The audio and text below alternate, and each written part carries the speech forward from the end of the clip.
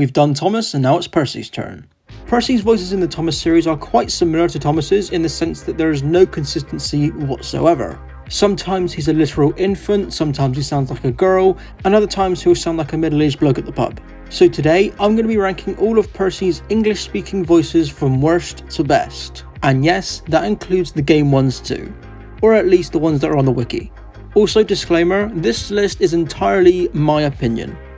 Cristiano Ronaldo, Stuie.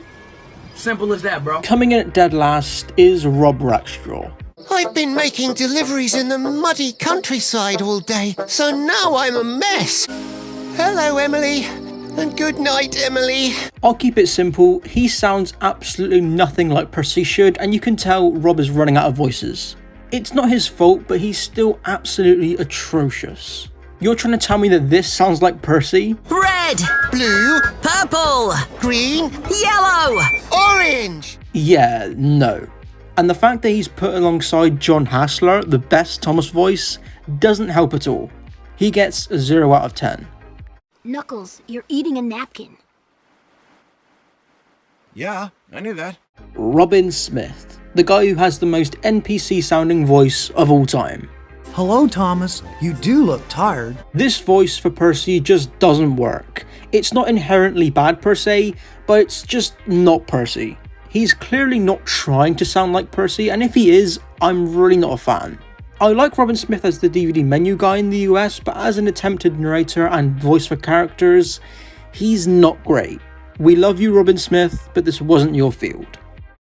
Oh, come on, man. Up next is Martin Sherman. I'm Percy the Special.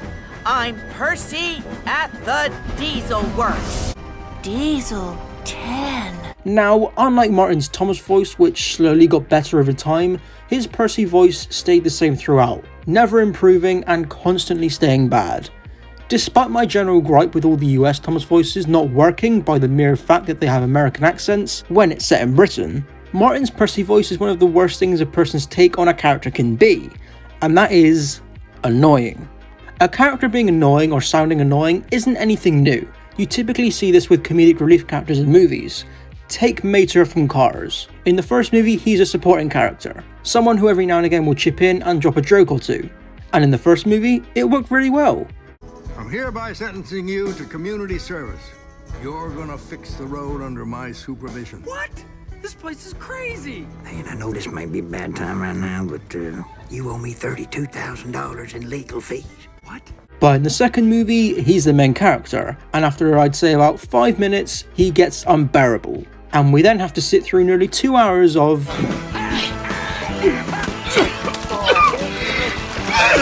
And guess who's the main character in Thomas? Percy. The US dub of Day of the Diesels is beyond painful to listen to, and that unfortunately mainly comes down to Percy's voice.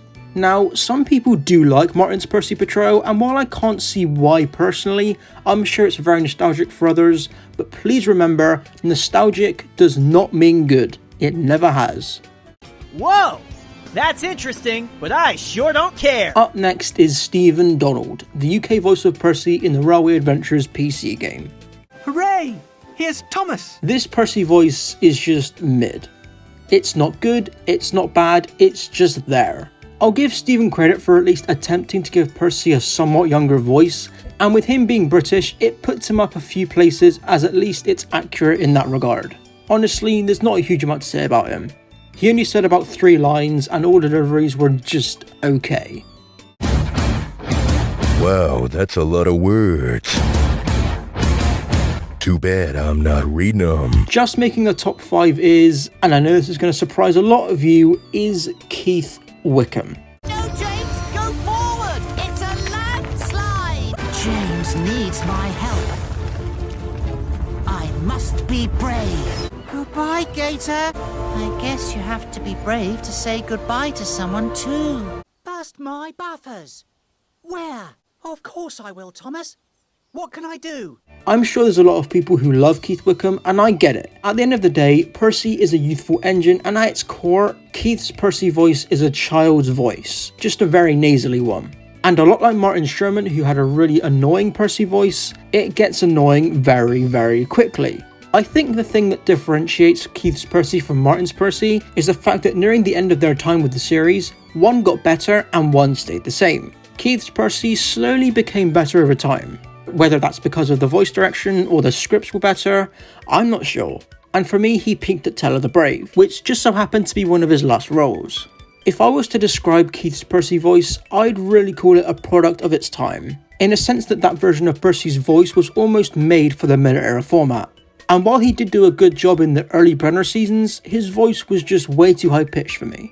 If you consider him as the best, I totally get why, but he's really not for me. Now, onto the good Percy voices. Nice. Made me happy, made me smile. Nice. Coming in at 4th place is Linda Valentine. Thomas, I was thinking, how does Mr. Conductor travel here? I am brave. I am brave. Thomas says I'm brave, so I'm brave. Oh, it's not easy being brave. So, Thomas, we must get Lily back to her grandpa now in case Diesel gets rid of the railway. This is without a doubt the most controversial placement on this list, and I totally get why. On the surface level, this voice for Percy is just wrong to most people. But here's the thing. I think it works. I've always been an advocate for casting women to voice younger boys for the obvious reason that if you did cast a younger child as a male character, their voice will eventually deepen and lose the voice entirely. Then you've got to go through the recasting process and it's just a whole load of fuss. But with a voice actress, they won't lose the voice for a very long time. Take a look at Tails from Sonic. He used to be voiced by younger kids back in the day and had loads of voice actors until they finally settled with Colleen. Who's the best Tails voice, by the way? Hey, this wall tastes like dirt! But yeah, Linda's Percy voice actually kinda fits for me. Can you tell it's a woman voicing him?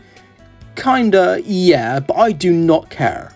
She's got a great vocal range and sounds very theatrical when necessary. Also, slightly off topic, I don't know if Linda enjoyed Magic Railroad all that much, as she recently liked this tweet that said it sucked, so... based Linda, I guess. Yo! Ah! Coming in at 3rd place, we have Christopher Roeglund. And then Sir Topham Hatt asked me to take the mayor there this afternoon. The photographers will be there too, which means I'm going to have my picture in the newspaper. Oh no, there's a long wait. Can I please fill up next, please, Gordon? I have to hurry. I need to collect some very important sheep to take to the spring fair. And I still need to collect my cars. But, sir, if the coal delivery doesn't arrive soon, we'll all run out. And then we won't be able to go anywhere. Thomas, you're back! I heard what happened. Wake up, lazy bones. Why did she try to push you off the docks? Well, you are very good at shunting, Thomas. Christopher is what I would consider a perfect US Percy voice. That might sound quite rich given what I said about the US voices earlier, but something just hits different with his Percy voice. Christopher bounces off of Joseph May really well and sounds so natural in his performances. He does admittedly sound a bit odd sometimes, as his voice can be raspy for whatever reason. I also thought that his voice fits the personality of the timid Percy we know from recently more than anyone else. There is a constantly timid element to his portrayal, and while that doesn't fit the classic Percy persona, it's pretty spot on with the new Percy. That does of course get annoying when it's put into an extremely bad episode like Panicky Percy, but I of course put that to the fault of the writers. But with those gripes aside, Christopher's Percy voice is fantastic. It's fluid, it's natural, and best of all, it's fitting.